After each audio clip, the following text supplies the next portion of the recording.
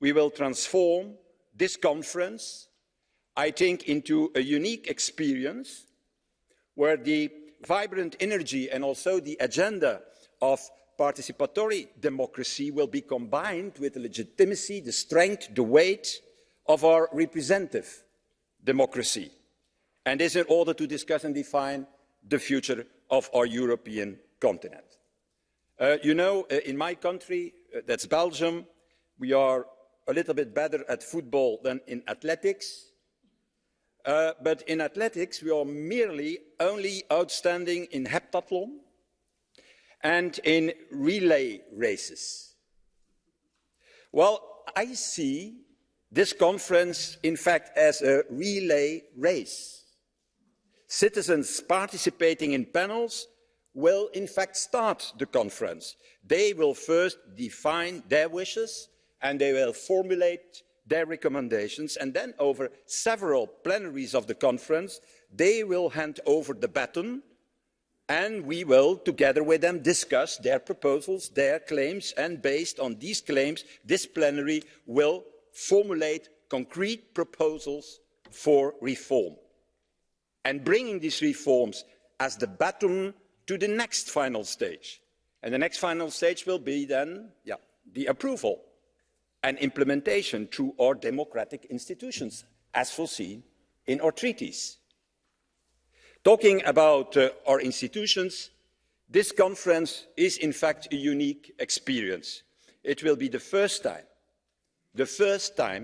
that the three institutions together with all national parliaments will debate and define a new vision for Europe's future. Beyond the White Book, the strategic papers, the many own initiative reports produced by Commission, Council and Parliament. What works well in the Union? What needs change? How to establish a Union that is fit for purpose for the upcoming decades? How to create a Union that is more resilient, that acts faster, that is more effective?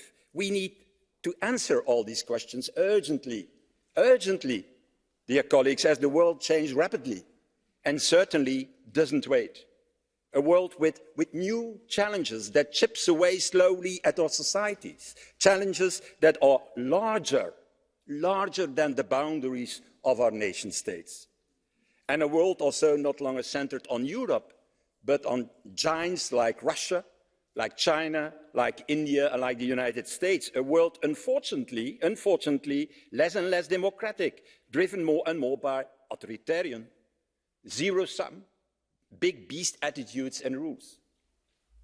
So how in this new emerging world are we to defend our ideals, our values, our principles, our interests? How to break the stalemate often caused by our decision-making processes? How to bypass Brussels vetoes?